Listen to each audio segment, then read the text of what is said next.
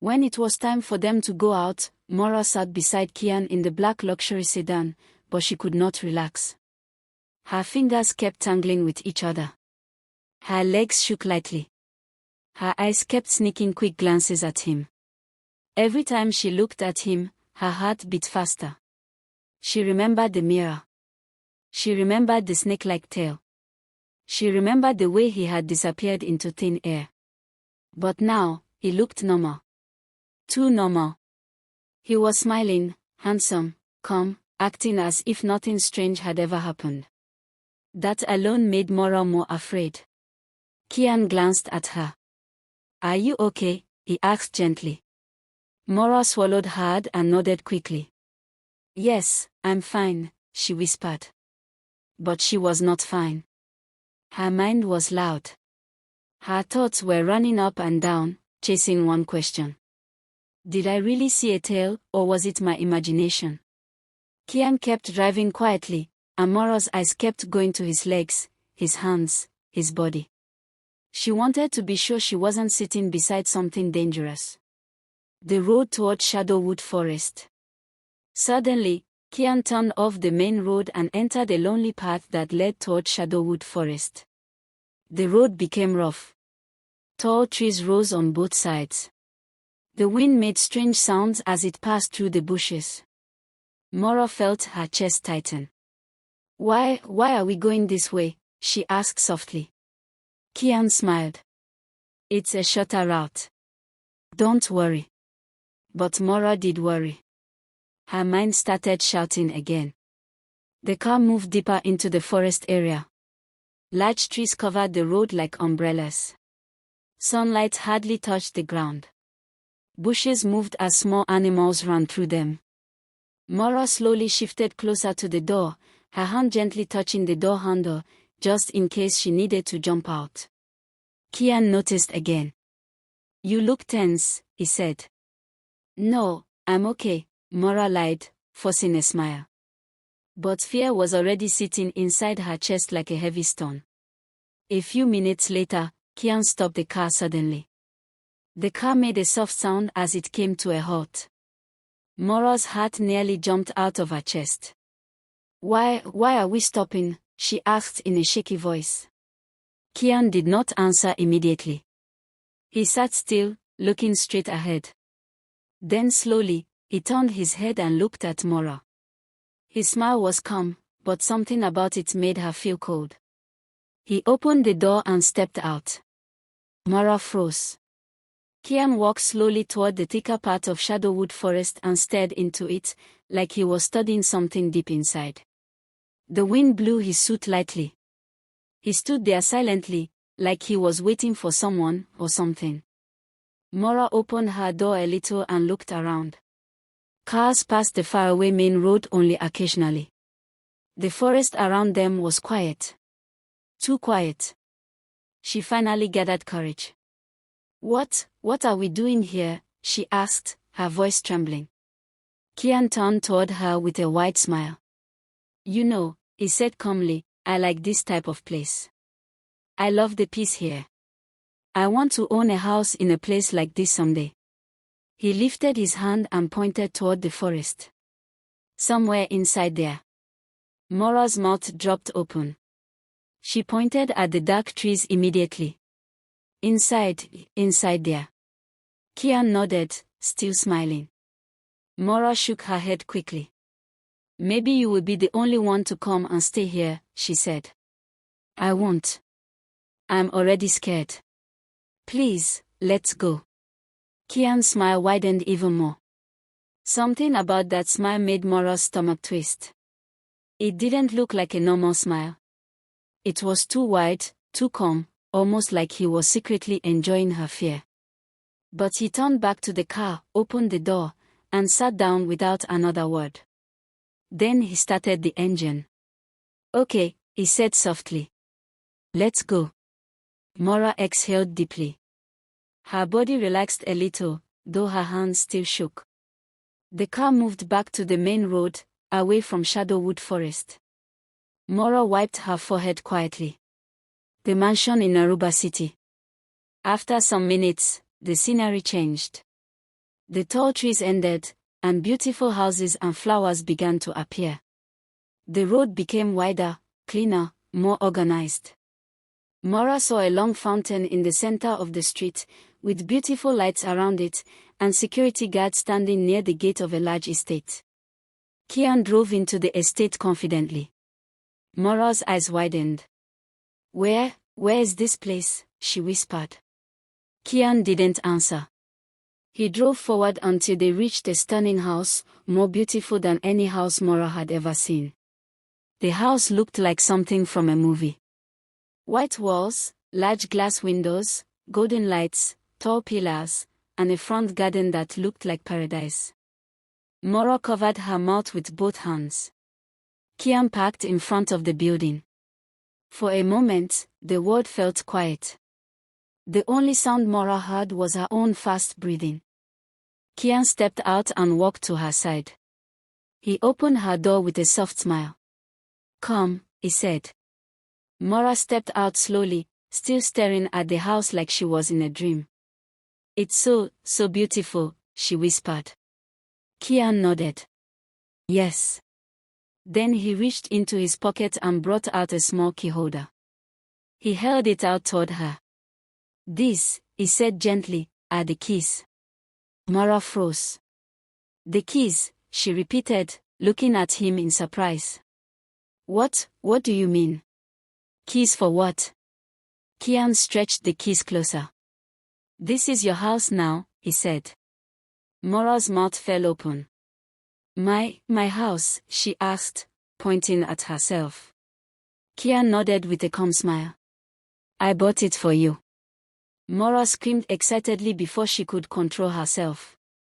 She ran and jumped on him, wrapping her arms around his neck. "Oh my God," she shouted. "This is why I love you. You care for me too much." Kian didn't react much. He simply held her waist gently and smiled, a very slow smile. Maura pulled back and looked at the house again. She ran to the gate, ran back, ran to the door, then back to Kian, completely overwhelmed. "This is mine. This is my own. This house is for me," she kept shouting. Kian nodded quietly. Maura hugged him again, but she didn't see the look on his face when she turned away. His smile slowly faded. His eyes changed for 1 second. Just one. A cold, sharp look flashed through them. Then he blinked, and the look disappeared. He returned to normal. Maura was too busy celebrating to notice anything. She held the keys tightly and kept running around the compound with joy. Kian simply watched her, silent, observing, waiting. Maura finally stopped and leaned on the car, breathing hard from excitement. "Thank you, Kian," she said softly. "Thank you for loving me this much." Kian smiled faintly. "You deserve everything," he said. But there was something else hidden inside that smile, something Maura did not see. Not yet. A house full of silence. The next morning came slowly. Soft sunlight slipped through the wide glass windows of Maura's beautiful new house. Birds sang outside. The air felt fresh. But Maura did not feel calm. Her mind was still heavy from everything she had seen and felt. She sat alone at the dining table with a cup of tea in front of her. She wasn't drinking it, she was just staring into it, her face full of quiet worry. The big house felt too silent. Too empty. It didn't feel like a normal home. It felt like a place where secrets lived. Her phone suddenly rang and she jumped a little. It was her mother calling from Odemora district. Maura breathed in deeply and answered, trying to sound cheerful. "Mommy." Her mother's voice was full of joy. "My daughter, my beautiful wife. Congratulations again. I heard about the house. Oh, God has done it for us. I am so proud of you." Maura managed a small smile. "Thank you, Mommy." Her mother continued praising and thanking God for minutes. Maura listened quietly, nodding, but inside, her fear remained untouched. After her mother finally calmed down, Mora sighed and said softly, "Mommy, I want to tell you something." Her mother immediately became serious. "What is it?" Mora looked around the dining room, even though she was alone. Then she spoke in a quiet voice. "Mommy, last night, I saw something strange in the mirror." "What did you see?" her mother asked quickly. Mora swallowed. "I saw something that looked like Kian's tail." Her mother gasped. "Tail? What kind of tail?" Mora closed her eyes. "A python tail, long, dark. It was moving behind him." There was silence on the phone for a second. Mora continued quickly. "But when I turned to look at him, he was normal. I think maybe it was my eyes. Maybe I was tired or something." Her mother suddenly raised her voice a little, trying to calm everything down. "Mora, my daughter, don't talk like that again, you hear me? Don't allow strange thoughts into your mind." "Mommy, but I..." "Listen," her mother interrupted firmly. "Kian is a good man. A very good man. He loves you. He takes care of you. He even bought you houses. Do you know how many women are praying for that kind of blessing?" Mora nodded slowly, even though her mother couldn't see her. "I know, Mommy." Her mother continued. "The enemy can whisper nonsense into someone's mind. He wants to destroy good marriages. He will start putting strange ideas into your head, trying to make you fear your own husband. Don't let that happen." Mora wiped her face gently. "So, you don't believe me?" "I believe you are stressed," her mother replied. "Maybe you've been thinking too much. Maybe the mirror confused you. But what you think you saw is not real. Don't say such a thing again." Mora nodded weakly. "Okay, Mommy. Kian is a blessing," her mother added. "Hold him well. Don't let small fears scatter your home. Do you hear me?" "Yes, Mommy," Mora said quietly. They spoke for a while longer, normal things, peaceful things, then the call ended. Mora dropped the phone and sat back slowly, her eyes unfocused. Even though her mother spoke with confidence, Mora's heart did not feel settled. The memory of that tale was still sharp. Too sharp. Eda's plan. Just then, there was a loud knock at the door. Knock, knock, knock. Mora stood up quickly and walked to the entrance. When she opened the door, her friend Ada jumped happily into the house. "My wife!" Ada shouted. "Owner of a mansion. Show me around." Mora laughed a little, for the first time that day. She held Ada's hand and took her around the house, showing her the large living room, the beautiful kitchen, and the wide bedroom with huge mirrors. Ada was impressed. "Mora, this is heaven. You are blessed." Mora smiled softly, but after all the excitement, Ada suddenly turned serious. "Mora, can I ask you something?" Mora nodded. Ada lowered her voice. "Does your husband still sleep outside? I mean, he still doesn't sleep at home." Mora looked down. "Yes. He still goes out every night. He says he works in Kolanda. He leaves at night and comes back every morning." Ada's face twisted in confusion. "Every night?" "Yes." Ada placed her hand on her waist. "Mora, please don't be angry. I know you think I don't like Kian, but I'm saying this because I care about you." Mora looked at her with concern. "What is it?" Ada took a deep breath. "I think you should conduct a secret investigation." Mora blinked rapidly. "Investigation, on who?" "On your husband," Ada whispered. Mora's eyes widened. "How will I even do that?" Ada leaned closer. "Follow him. Use your own car. Don't let him know. When he is leaving the house at night, follow him quietly. See where he is going. See what kind of work he is really doing. Mora looked scared and confused. Ada. I don't know if I can do that. You must, Ada insisted. Something is not adding up. A man who leaves home every night and returns every morning. A man whose family never appears. Mora, open your eyes. Just follow him, once. You will see everything with your own eyes. Mora was quiet for a long time. Then, slowly, she nodded. Ada touched her shoulder.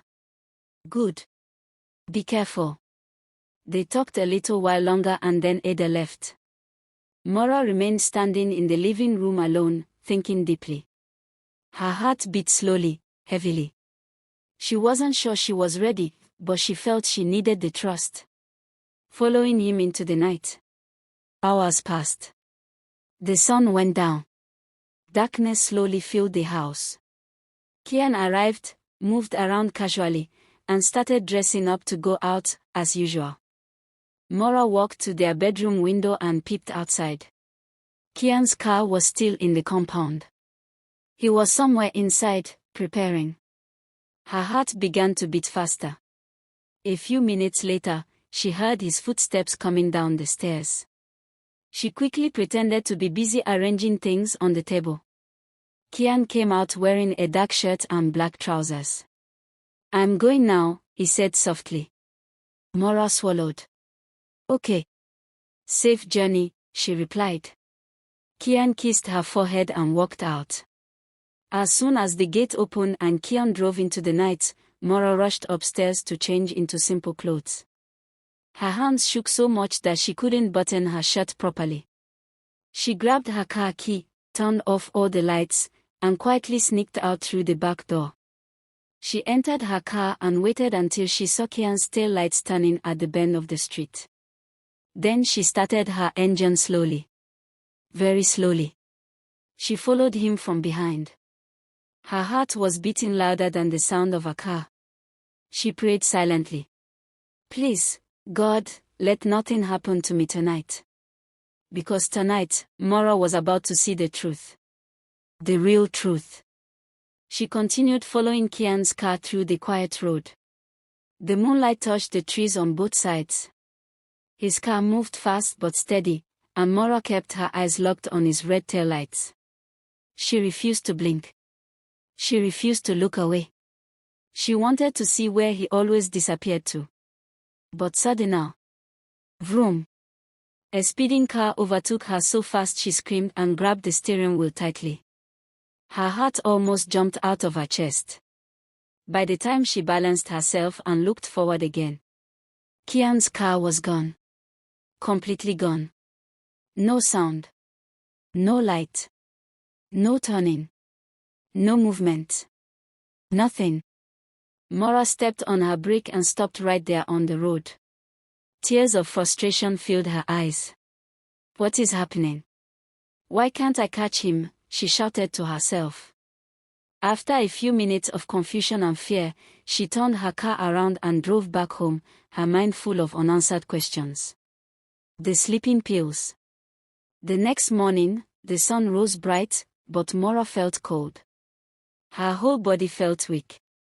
As soon as she woke up, she dialed Ada's number and told her everything. Ada sighed deeply. Mora, listen to me. We need another plan. What plan? Mora asked tiredly. You have to make him sleep deeply, Ada said. Very deeply. Put sleeping pills in his food tonight. Very strong ones. Mora's eyes widened. Sleeping pills. Yes, Ada replied. If you can make him sleep early, it might reveal things we don't know about. Who knows? Just trust me. Mora thought about it. It sounded dangerous. But she was desperate. She needed the truth. When the call ended, Mora sat quietly on her bed, thinking for a long time. Her hands shook. Her heart beat fast. At last, she nodded to herself. I must know the truth. That day, Kian arrived just like always, smiling, gentle, loving. Mora kept her face straight. She didn't want him to suspect anything. That night, she served him food, hiding her fear behind a small smile. Before serving, she had poured very strong sleeping pills into his food. Pills that acted fast. Pills that could make someone sleep in minutes. Kian ate slowly, talking again about how his work in Kolonda was stressing him. Mora didn't say anything. She only watched him carefully. 5 minutes later, Kian rubbed his eyes. I'm feeling somehow, he said. Mora nodded quickly. You should rest a bit before you leave. He sat on the couch in the living room, leaned back, and closed his eyes. Within minutes, he slept off.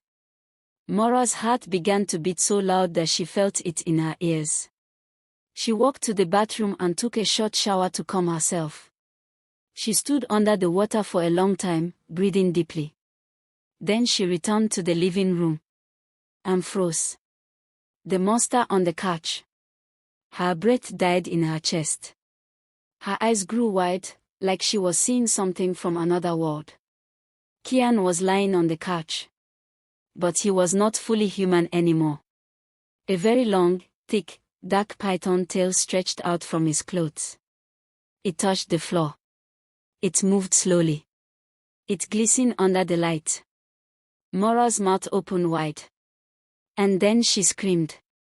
She screamed with everything inside her. She screamed so loud the entire estate could hear. She didn't think. She didn't breathe. She didn't look back. She ran. She ran out of the house barefoot, tears pouring down her face. She ran past cars, past gardens, past everything. She ran until she reached the estate gate. The security guards grabbed her, thinking something terrible had happened. What is it? Madam, what happened? They asked, trying to hold her steady. Mora could not speak. She could only point towards her house, shaking violently. The guards looked at her, confused. They didn't know what she had seen or why she was crying like that. They tried calling Kian, but his number was suddenly not available. 3 of them rushed to her house. They searched everywhere. But they found nothing. No tail. No movement. No sign of Kian. Just an empty house. Even his car had disappeared. Mora sat on the ground at the gate, crying silently. She felt her whole world crumble, leaving the serpent behind. When she finally calmed down a little, she called her mother. Early the next morning, her parents came from Odemora district. They held her like a child and brought her back to the house. Mora refused to go in at first, but her father gently encouraged her. Inside, everything looked normal, as if nothing strange had ever happened. Her parents looked around and sighed. Mora, are you sure you saw what you said you saw? Her mother asked softly. Mora looked at her mother with red, tired eyes. I know what I saw, she said quietly. But they didn't believe her fully. They thought maybe she was stressed. Maybe she had imagined it. Mora walked into the bedroom, removed her wedding ring with shaking fingers, and placed it gently on the bed. I'm not staying here again, she whispered. Her parents nodded and took her out. They locked the door, and Mora walked away without looking back. Kian never returned. He never called. His number stayed switched off. His car was never seen again. Nobody ever found him. Mora's life continued, but she never forgot the night she saw the truth. Waxing crescent moon moral lesson. Be careful with people who enter your life suddenly and too perfectly. Not every glittering thing is good. Not every expensive gift comes from a clean place. Love should not silence your instincts. If something feels wrong, pay attention. Take your time to know people before you commit your life to them. A fast relationship can hide slow, dangerous secrets. Thanks for watching. Please like, share and subscribe to my YouTube channel for more African stories. See you in my next story.